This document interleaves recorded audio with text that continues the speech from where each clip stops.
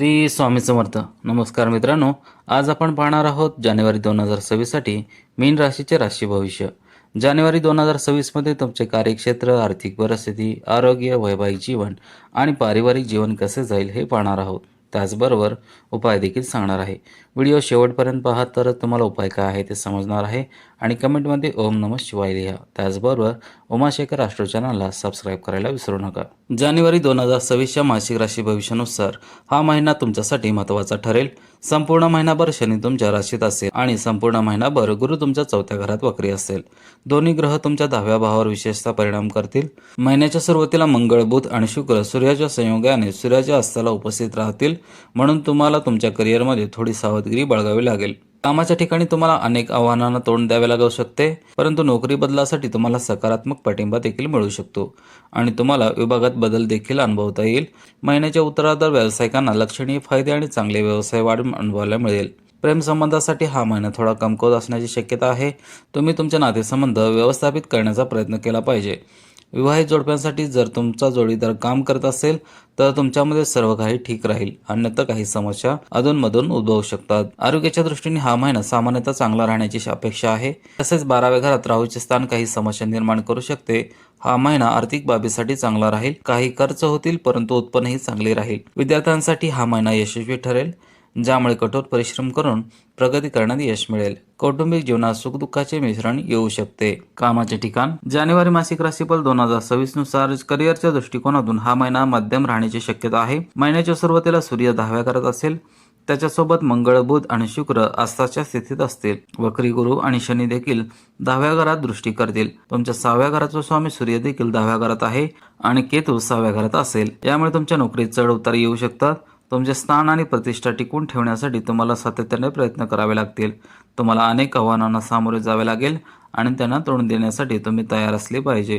तुमच्या वरिष्ठांशी चांगले संबंध राखण्याचा प्रयत्न करा, कारण त्यांच्याशी तुमचे मतभेद होऊ शकतात, जे हानिकारक ठरू शकते. महिन्याच्या उत्तरार्धात जेव्हा सूर्य, मंगळ, बुध आणि शुक्र तुमच्या 11व्या घरात प्रवेश करतील आणि फक्त गुरु आणि शनी तुमच्या 10व्या घरात दृष्टी करतील, तेव्हा तुम्हाला नोकरी बदलण्याची शुभ संधी मिळेल. या व्यतिरिक्त तुम्हाला तुमच्या कामाशी संबंधित काही चांगल्या बातम्या मिळू शकतात आणि तुमचा पगार वाढू शकतो. महिन्याच्या उत्तरार्धात व्यावसायिकांना महत्त्वपूर्ण फायदे मिळतील. तुमचा व्यवसाय भरभराटीला येईल. नवीन योजना प्रत्यक्षात येतील, ज्यामुळे तुम्हाला नफा होईल आणि तुमचे व्यावसायिक प्रयत्न यशस्वी होतील.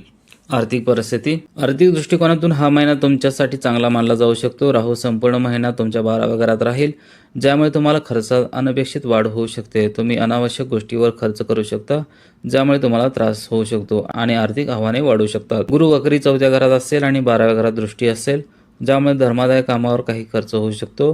घरात पूजा किंवा शुभ समारंभ यासारख्या शुभ कार्यक्रमावर किंवा मालमत्ता खरेदीवर पैसे खर्च करण्याची शक्यता असू शकते.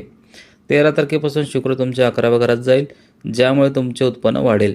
त्यानंतर 14 तारखेला सूर्य, 16 तारखेला मंगळ आणि 17 तारखेला बुध एका आदर्श घरात जाईल. अशा प्रकारे 4 ग्रह तुमच्या उत्पन्नाच्या घरावर प्रभाव पाडतील. दुसऱ्या घराचा स्वामी मंगळ 11व्या घरात बसून दुसऱ्या घरावर दृष्टी ठेवेल, ज्यामुळे तुमची आर्थिक परिस्थिती सुधारेल. तुमच्याकडे संपत्ती मिळवण्याची शक्यता चांगली असेल. तुम्हाला पैसे मिळतील आणि संपत्ती जमा करण्यात यशस्वी व्हाल.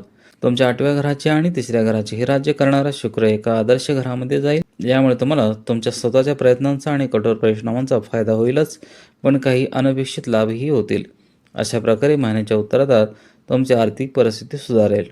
आरोग्याच्या दृष्टिकोनातून हा महिना चांगला दिसतो, कारण ग्रहणाचे कोणतेही मोठे प्रतिकूल परिणाम नाहीत. तसेच राहू संपूर्ण महिनाभर 12व्या घरात असल्याने तुम्ही तुमच्या जीवनाबद्दल आणि तुमच्या दैनंदिन दिनचर्येबद्दल निष्काळजीपणा दाखवू शकता, ज्यामुळे आरोग्याच्या समस्या उद्भवू शकतात.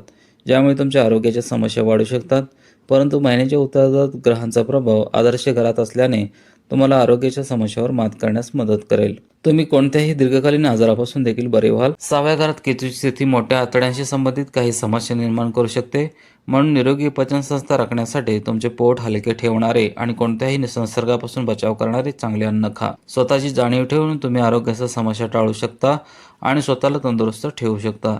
या महिन्यात तुम्ही तुमच्या आरोग्यात गुंतवणूक करू शकता आणि काही नवीन संसाधने मिळवू शकता, जी तुमच्या आरोग्याच्या समस्यावर मात करण्यास मदत करू शकतात.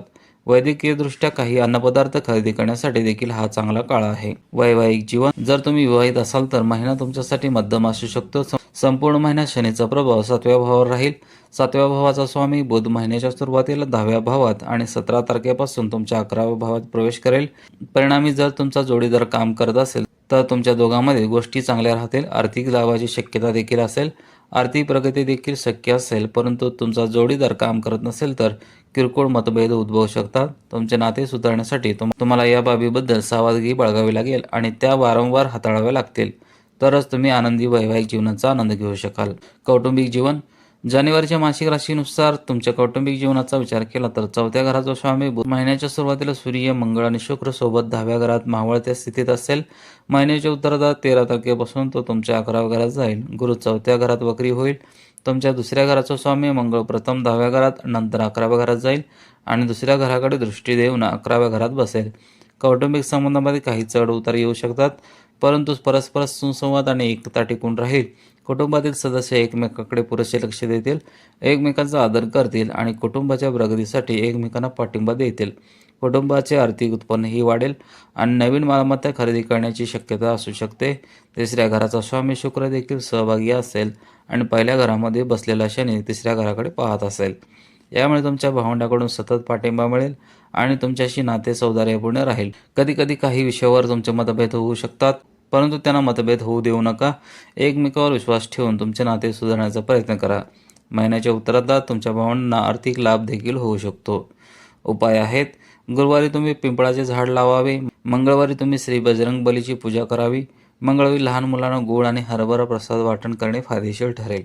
गुरुवारी श्रीरामाचे नाव जप करणे अत्यंत फलदायी ठरेल. व्हिडिओला नक्की लाईक करा, शेअर करा आणि उमाशेखर ॲस्ट्रो चॅनलला सबस्क्राईब करायला विसरू नका. पुन्हा भेटू असाच एका आध्यात्मिक आणि प्रेरणादायी माहितीच्या व्हिडिओसह. जय हिंद, जय महाराष्ट्र.